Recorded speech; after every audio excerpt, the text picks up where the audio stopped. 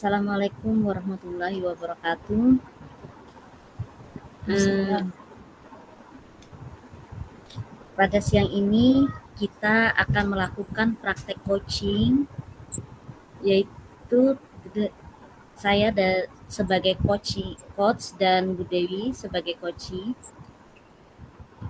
Kasusnya Bu Dewi sangat kebingungan mengambil keputusan dikala ada murid yang memprotes caranya, ada wali murid yang memprotes caranya mengajar di kelas. Orang tua banyak mengeluhkan kalau Ibu Dewi mengajar tidak pernah memakai buku dan pensil. Anak-anak hanya diajak bermain di kelas, sedangkan di kelas lain ada guru yang selalu mengajarkan membaca dan berhitung, membaca, menulis dan berhitung ya di buku. Ibu Dewi menghubungi kawannya Ibu Arbaya untuk menjadi coaching, untuk meminta bantuan coaching, bagaimana cara Ibu Dewi mengatasi permasalahan ini. Tujuan coaching kita hari ini adalah meyakinkan Ibu Dewi untuk menyamakan mindset guru dalam mengajar di kelas agar tidak ada perbedaan cara mengajar. Kita menggunakan alur Tirta, yaitu menggunakan tujuan, identifikasi, rencana aksi, dan tanggung jawab. Kita mulai ya, Bu Dewi.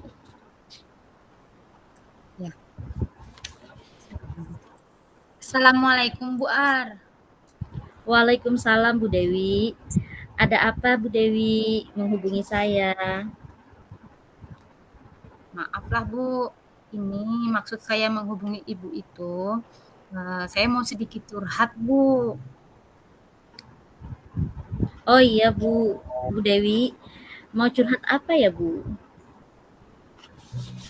Gini Bu, saya itu dapat laporan dari beberapa wali murid di TK.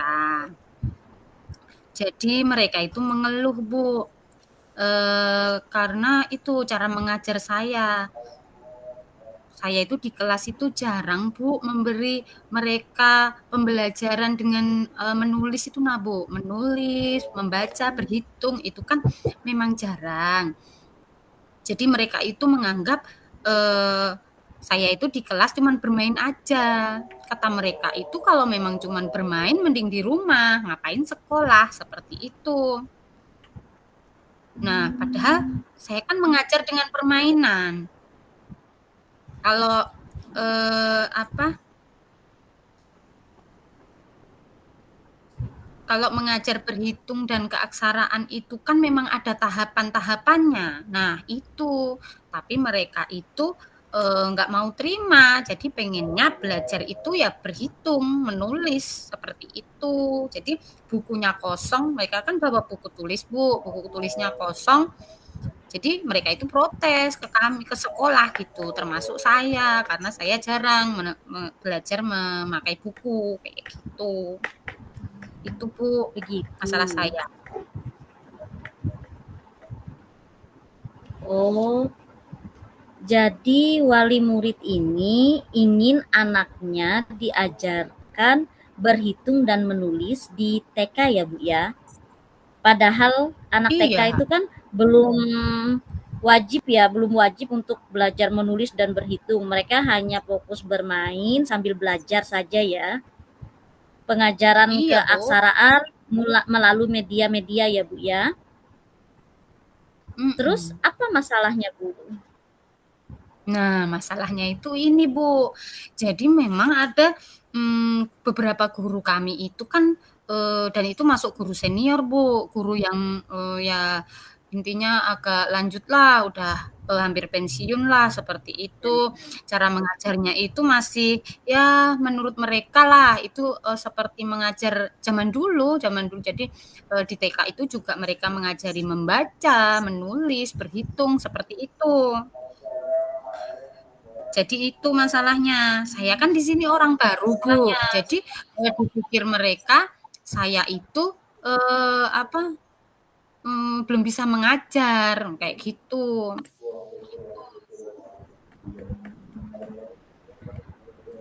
masalahnya seperti itu ya, Bu. Nah, lalu Hmm. dari permasalahan seperti itu, apa sih yang ingin Ibu Dewi lakukan? Ini Bu, saya itu ingin apa ya, menyamakan itu nah Bu, menyamakan Iya. pemahaman antara guru-guru kayak gitu. Nah, jadi, menyamakan mindset kayak gitu ya. Jadi saya ingin menjelaskan kepada rekan-rekan guru saya, bahwa, ada beberapa tahapan calistung yang, sesuai yang harus dilalui oleh anak usia dini, seperti itu. Tapi masalahnya itu Bu, saya itu takut itu nah Bu, ya karena saya orang baru, takut apa namanya, dikira menggurui kah atau apa ya, kayak gitu. Apa yang membuat Ibu Dewi itu merasa takut dan ragu ya, Bu, ya? Nah itu, karena selama ini itu karena beberapa, pembelajaran dan kebijakan-kebijakan yang, eee, apa namanya, bukan kebijakan sih namanya, apa ya, cara mengajar itu nah, cara saya mengajar di kelas, itu kan memang beda dengan cara mengajar mereka, kayak gitu. Jadi mereka itu seolah-olah saya itu ingin merubah cara belajar. Jadi cara belajar anak di TK itu ingin saya rubah seperti itu.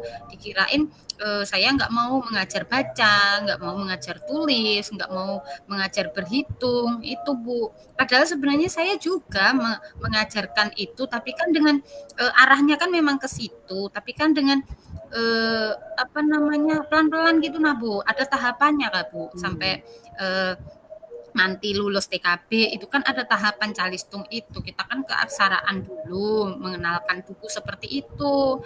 Jadi mereka itu ya kayak gitu, Bu. Seolah-olah saya itu ingin mengatur, merubah cara belajar. Padahal kan memang sebenarnya cara mengajar mereka itu memang harus dirubah seperti itu, Bu.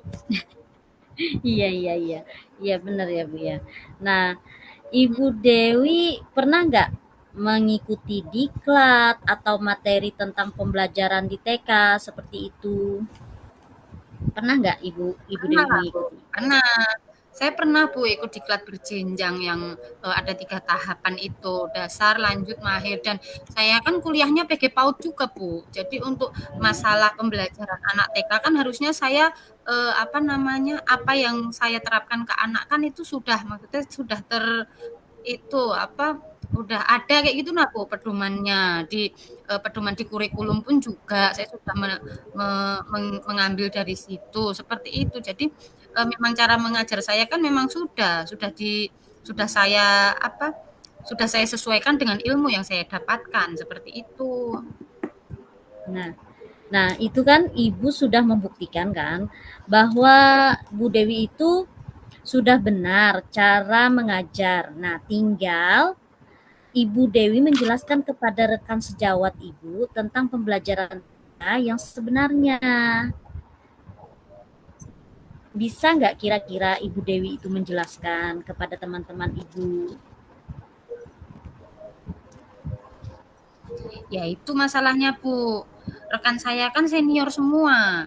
Jadi mereka itu beranggapan bahwa cara mengajar mereka itu sudah benar. Orang tua itu bahkan banyak yang mendukung Bu. Jadi pengennya kan memang sekolahnya cara ngajarnya ya seperti guru-guru yang terdahulu seperti itu. Padahal selama ini setelah saya amati, saya melakukan pengamatan ke SD itu, memang anak-anak TK dari lulusan TK kami itu memang berprestasi di kelas 1 sampai kelas 3. Tapi ketika mereka itu berada di kelas 4 itu menurun Bu prestasinya, makanya itu yang pengen saya perbaiki. Jadi saya ini ingin menyamakan dulu gitu nah Bu, cara mengajar agar permasalahan anak ini bisa diatasi. Kasihan nah Bu, mereka ketika sudah kelas 4 jadi kayak bosan kayak gitu. Iya, iya.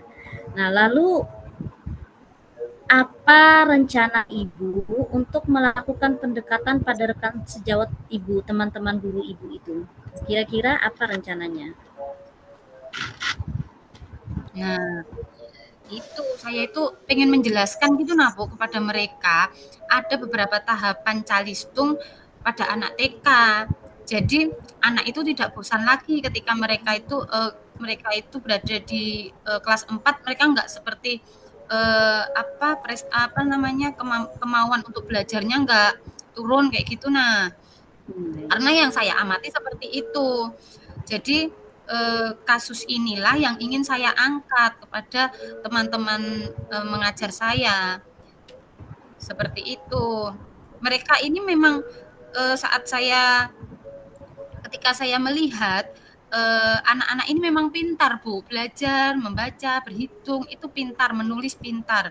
Tapi ya itu kadang mereka itu juga belum paham apa yang mereka tulis, apa yang mereka baca, Iya. seperti itu.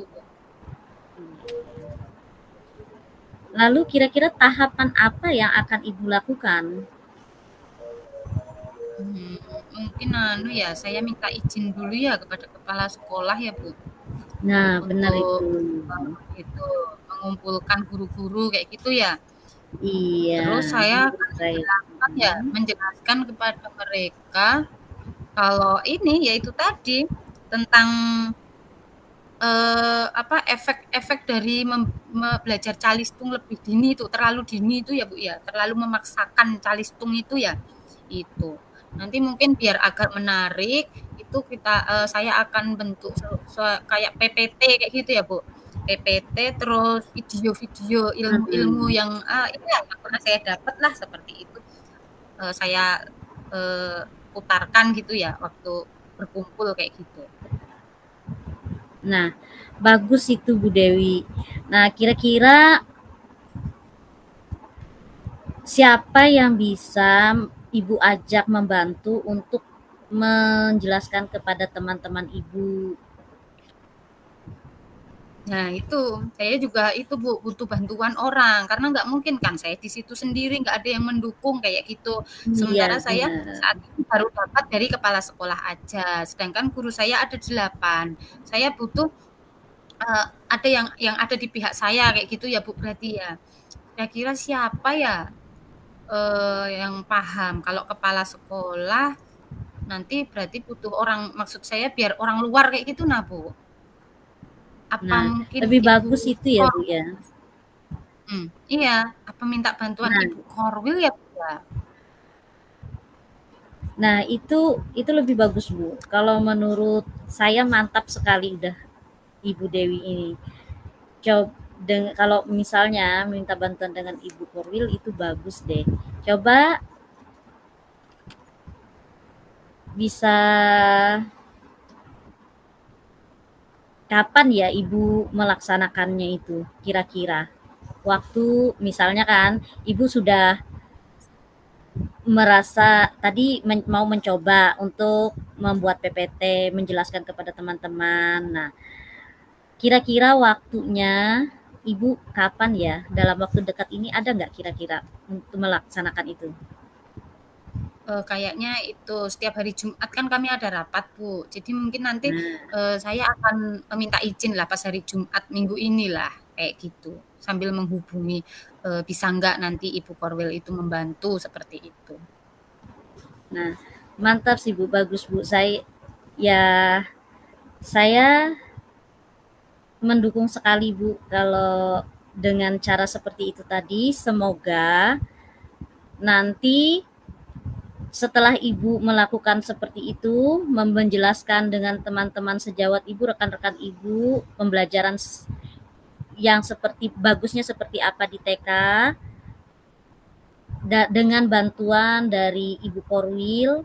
Nah, semoga itu berjalan dengan lancar. Mhm mhm. Ya, nantilah coba kalau, apa, kegiatan ini berhasil, nanti saya hubungi Bu Ar lagi ya. Iya. Alhamdulillah semangat ya Bu Dewi. Yakin saja itu pasti bisa. Amin, amin, amin, amin. Terima kasih ya Bu ya, sudah membantu saya. Jadi hilanglah ragu-ragunya itu, jadi agak hilang. Jadi nggak takut lagi kayak gitu. Mohon doa ya Bu ya, semoga nanti apa yang saya rencanakan ini dapat berjalan dengan lancar. Amin. Sama-sama pasti saya doakan. Selamat berjuang ya Bu ya. Iya iya iya.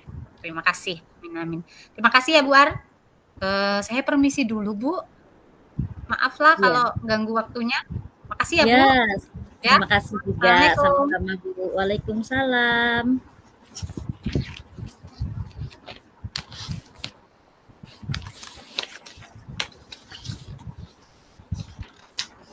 Gimana ya perasaan Bu Dewi saat saya coaching? Mmm. Jadi, waktu di coaching itu alhamdulillah ya Bu ya, apa, lebih, agak lega gitu. Nah, jadi, apa yang tadi mengganjal dan lebih berani lagi, untuk melangkah ke apa namanya, yang apa nama, rencana saya yang akan saya laksanakan gitu Bu.